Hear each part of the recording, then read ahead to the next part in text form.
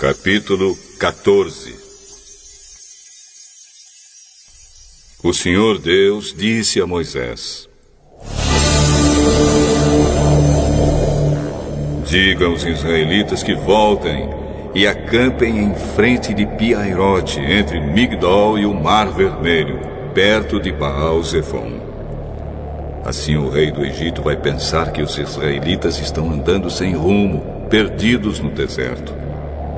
Eu farei com que o rei continue teimoso e persiga vocês.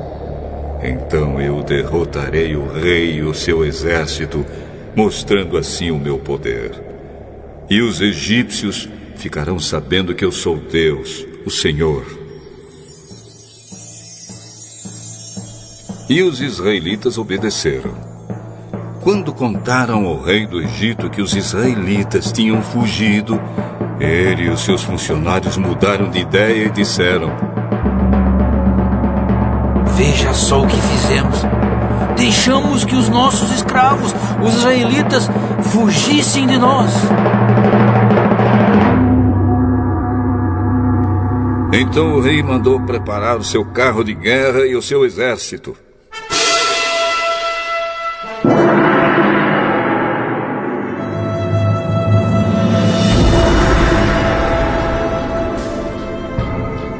Ele saiu com todos os carros de guerra, incluindo os 600 melhores, que eram comandados pelos seus oficiais. O Senhor fez com que Faraó, rei do Egito, continuasse teimando, e ele foi atrás dos israelitas, que estavam saindo de maneira vitoriosa. Os egípcios, com todos os seus cavalos, carros de guerra e cavaleiros, saíram atrás dos israelitas e os alcançaram onde eles estavam acampados, na beira do Mar Vermelho, perto de Pi-Hairote e de Baal-Zefon.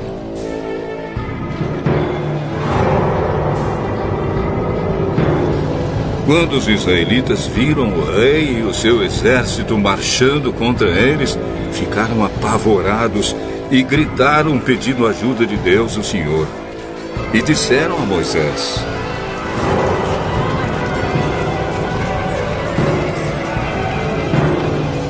será que não havia sepulturas no Egito?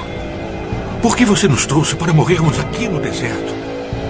Veja só o que você fez nos tirando do Egito. O que foi que lhe dissemos no Egito? Pedimos que nos deixassem em paz, trabalhando como escravos para os egípcios. Pois é melhor ser escravo dos egípcios do que morrer aqui no deserto. Porém Moisés respondeu: não tenham medo, fiquem firmes. E vocês verão que o Senhor vai salvá-los hoje. Nunca mais vocês vão ver esses egípcios. Vocês não terão de fazer nada. O Senhor lutará por vocês. O Senhor disse a Moisés: por que você está me pedindo ajuda? Diga ao povo que marche. Levante o bastão e o estenda sobre o mar. A água se dividirá e os israelitas poderão passar em terra seca, pelo meio do mar. Eu farei com que os egípcios fiquem ainda mais teimosos, e eles entrarão no mar atrás dos israelitas. E eu ficarei famoso quando derrotar o rei do Egito, todo o seu exército, os seus carros de guerra e os seus cavaleiros. Quando eu derrotar os egípcios, eles saberão que eu sou Deus, o Senhor.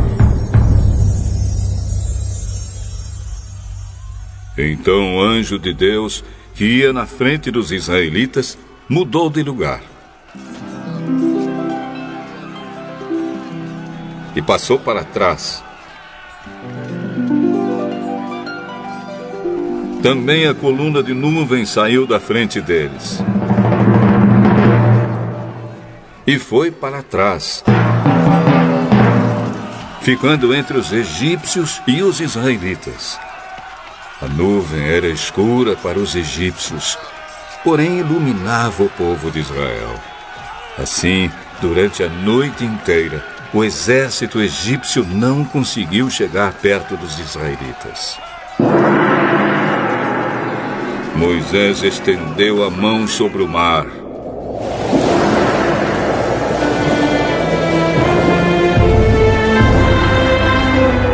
E Deus, o Senhor, com um vento leste muito forte, fez com que o mar recuasse.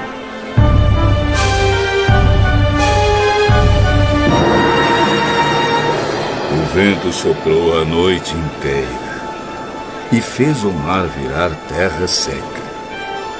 As águas foram divididas e os israelitas passaram pelo mar em terra seca, com muralhas de água nos dois lados.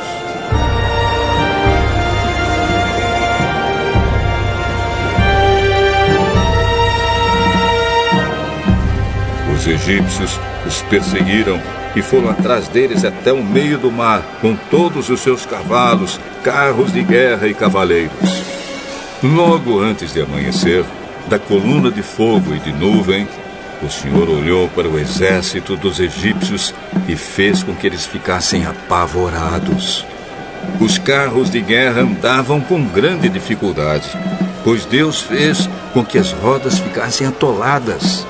Então os egípcios disseram: Gente, vamos fugir dos israelitas. O Senhor está lutando a favor deles e contra nós. Então o Senhor Deus disse a Moisés: Estenda a mão sobre o mar, para que as águas voltem e cubram os egípcios, os seus carros de guerra e os seus cavaleiros.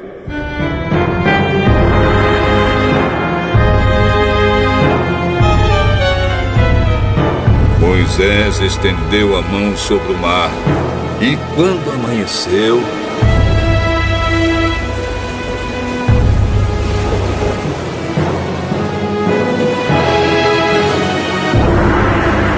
o mar voltou. Os egípcios tentaram escapar das águas, porém o Senhor os jogou dentro do mar. As águas voltaram e cobriram os carros de guerra, os cavaleiros e todo o exército egípcio que havia perseguido os israelitas no mar. E não sobrou nenhum egípcio com vida.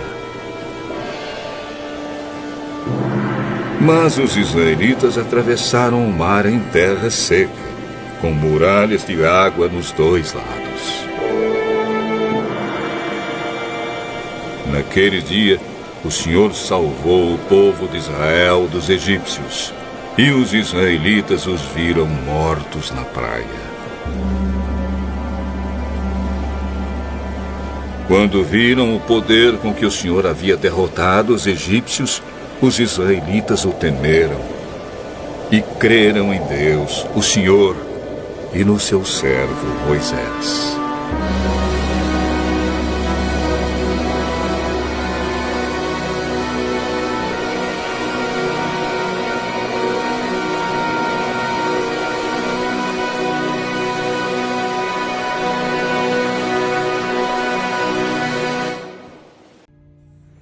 Mathematicians call this pattern the torus. The energy in a torus flows in through one end, circulates around the center, and exits out the other side. It's balanced, self-regulating, and always whole. I was first officially introduced to the torus by scientist and inventor Arthur Young. Futurist Dwayne Elgin explains how the torus is the primary pattern that nature uses for life at every scale. Evolution means to unfold, to roll out. So the question is, what is the universe rolling out? And what the universe is rolling out is self-organizing systems, and you can see this at every scale. A self-organizing system is a technical term for just a system getting a hold of itself, knowing itself, essentially. And if we go to nature, we can look at and we can see these self-organizing forms throughout. We can see it in the cross-section of an orange, the cross-section of an apple. We can see it in the dynamic nature of a tornado. We can see it in the magnetic field around the Earth, a similar magnetic field around an individual. We can see it in the structure of an entire whirlpool galaxy. We can see it in the structure of a small atom. At every scale, throughout its entire history, the universe has one single project. It's growing toruses. The universe is a torus growing factory.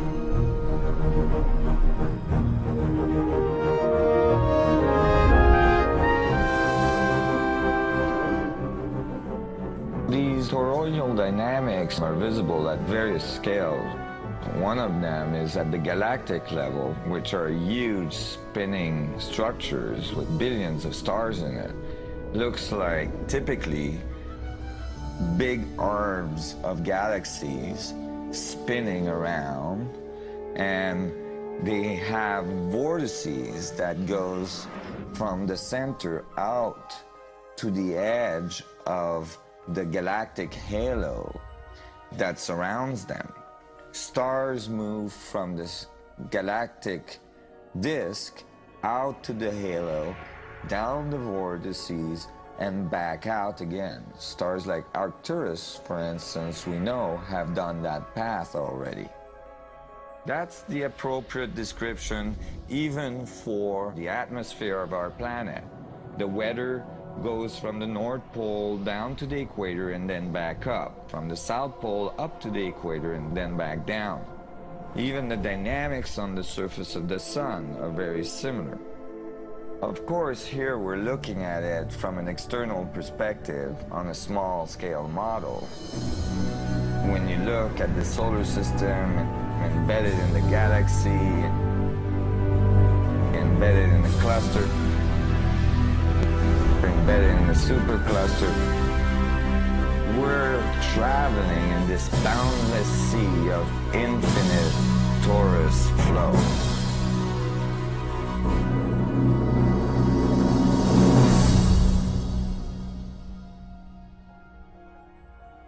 The torus is like the breath of the universe. It's the form that the flow of energy takes at every scale of existence.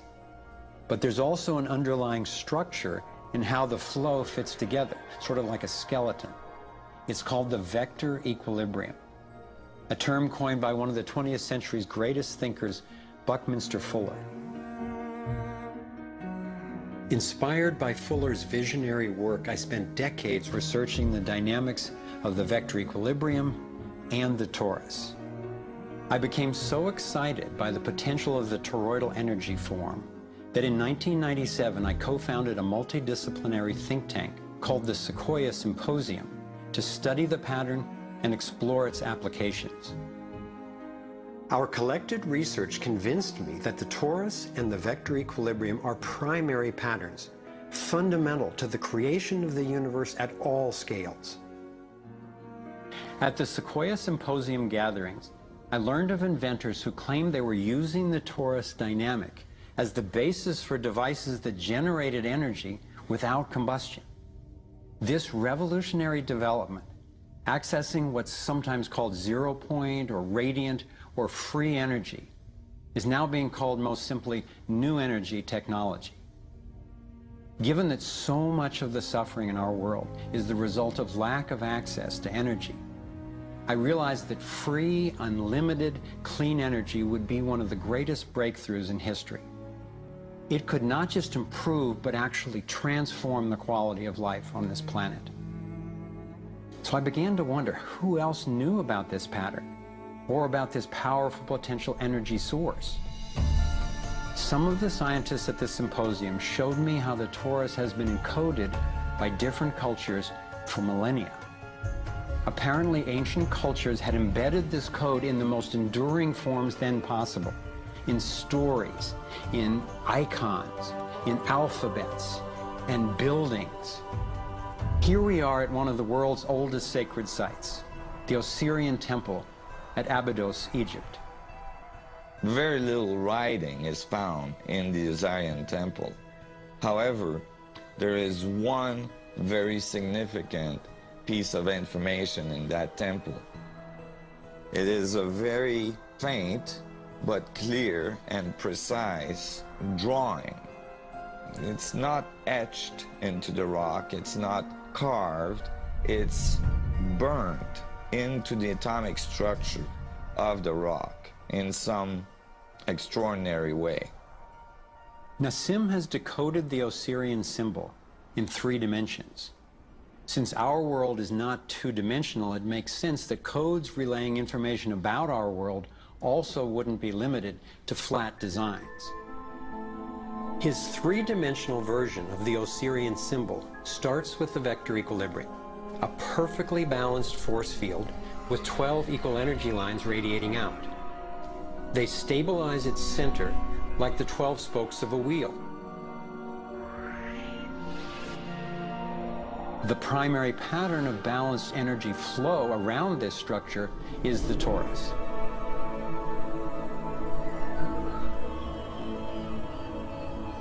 Here we expand to the next larger scale with a total of 64 pyramids called tetrahedra.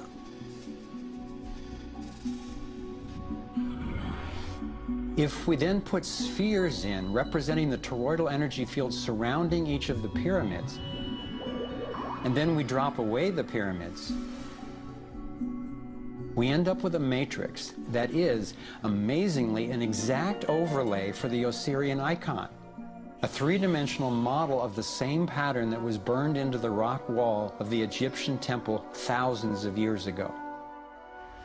Now we travel across continents, from Egypt to China, where the same geometry appears at another sacred site built in 1420. Then you go to the Forbidden City, where the sun gods reside, and where you find at the entrance the Fu dogs, the guardians of the knowledge. They guard the knowledge under their paw. The same geometry of 64 energy units is encoded again. I started wondering, is it just a coincidence that the exact same design appears in significant places on 2 different continents? But then Nassim showed me that this geometry of 64 is encoded time and again in cultures across the centuries and from all over the world. The Hebrew Kabbalistic tree of life creates the same structure we just saw, with the vector equilibrium again embedded at every level. The ancient Chinese system of wisdom called the I Ching is based on 64 hexagrams, symbols with 6 lines in a set, some continuous, some broken. These can be put together as the 6 edges of a tetrahedron, and together would form the 64 tetrahedron crystal.